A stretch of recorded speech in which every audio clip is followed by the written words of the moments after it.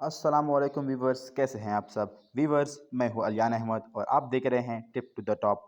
Viewers, आज की video में हम बात करने वाले हैं दुबई के बारे में, जो 1980 से पहले कुछ ऐसा दिखता था जहां चारों तरफ रेत ही रेत हुआ करती थी। हर तरफ सहरा, ना पानी का कतरा, ना कोई बिल्डिंग, ना कोई कंपनी, कुछ भी मौजूद नहीं था। लेकिन 1980 के बाद ऐसा क्या हुआ कि दुबई ऐसा बदला कि वो शहर जहां कोई जाना भी नहीं चाहता था, वो दुनिया की तमाम सियाहत का मरकज़ बना। ये वीवर्स, दुनिया में कहा जाता है कि ये सेंचुरी दुबई की सेंचुरी है, और वो बिल्कुल ठीक भी कहते हैं। उन्होंने दुबई को कुछ इस तरह ट्रांसफॉर्म कर दिया है कि दुनिया की हर कंपनी, हर बड़ी फिल्म, हर बड़ी स्पोर्ट्स ऑर्गेनाइजेशन सिर्फ दुबई ही में अपनी ब्रांड्स की प्रमोशन करना चाहते हैं, और वो इससे बखूबी फ़ायदा भी उठा रहे हैं। व्यूअर्स, वर्ल्ड टालेस्ट बिल्डिंग का खिताब बुर्ज खलीफा से पहले ताइपाई 101 बिल्डिंग के नाम था, जिसकी हाइट 500 मीटर्स थी और ये बहुत ही खूबसूरत बिल्डिंग थी।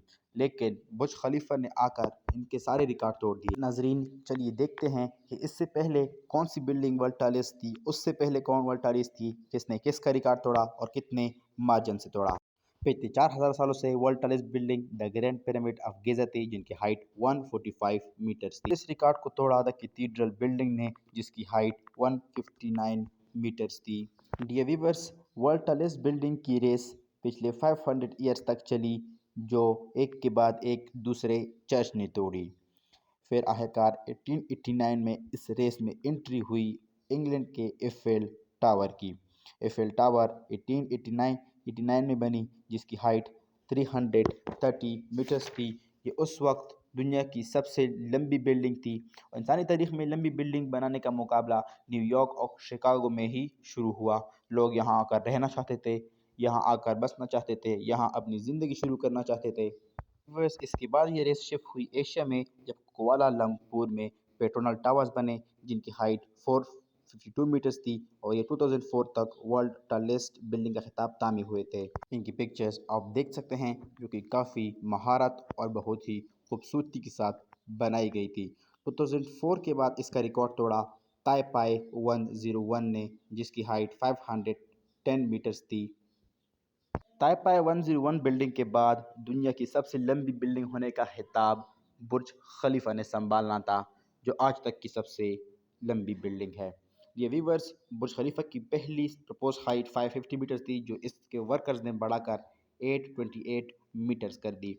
इसमें वजह ये थी कि वो इसको इस तरह से बनाना चाहते थे कि इसकी मदद से वो दुनिया की तमाम सियाहत का मरकज़ दुबई की तरफ मोड़ लाए, और वो इसमें बखूबी कामयाब भी हो गए। आज दुबई के दुबई कम्पिटिटर्स ने चाहा कि दुबई की तरह हम भी बहुत ऊंची ऊंची इमारतें बनाए। एक के बाद एक मुल्क ने कोशिश की, लेकिन तमाम की तमाम कोशिशें नाकाम रही। दुबई की कंस्ट्रक्शन का काम 2009 में कंप्लीट हुआ। 2009 से लेकर आज 2023 तक वर्ल्ड टालेस्ट बिल्डिंग का खिताब दुबई तामीर हुई है। देखिए, बिल्डिंग इतनी लंबी है दोस्तों कि अगर आप इससे जंप लगाएं तो आपको ज़मीन तक पहुंचने में पूरे 20 सेकंड्स का टाइम लग जाएगा। इतनी लंबी, अगर आप इसके फर्स्ट फ्लोर में खड़े हों और आपके सामने सनसेट हो जाए और आप लेफ़्ट पकड़ के इसके टॉप फ्लोर तक चले जाएं, तो आपको सन क्लियरली दिखाई दे। नाजरीन, दुबई की इस बिल्डिंग को बनाने में पूरे 1.5 बिलियन डॉलर्स का खर्चा आया है। दोस्तों, चलिए देखते हैं कि इतनी ऊंची बिल्डिंग बनाने में आखिर मसले क्या दरकार होते हैं। आखिर क्यों कोई मुल्क बुर्ज खलीफा का रिकॉर्ड तोड़ नहीं सका है, और कैसे बुर्ज खलीफा को बनाया गया है। दोस्तों, जब बिल्डिंग इतनी लंबी और इतनी ऊंची होगी, तो इस बिल्डिंग को अपना ही वेट संभालना बहुत मुश्किल पड़ जाएगा। बुर्ज खलीफा ने ये अब किया है अपने इनोवेटिव डिज़ाइन की वजह से। व्यूअर्स, बुर्ज खलीफा वाई शेप में है, को एक ट्राइपॉड की तरह, और इसकी 3 विंग्स भी मौजूद हैं। इन तीनों विंग्स को सपोर्ट किया है हेक्सागोनल कोर ने, जो बुर्ज खलीफा के सेंटर में लगाई गई है। व्यूअर्स, इस सिस्टम को बटरस कोर सिस्टम कहा जाता है, जो कि बुर्ज खलीफा में मौजूद है।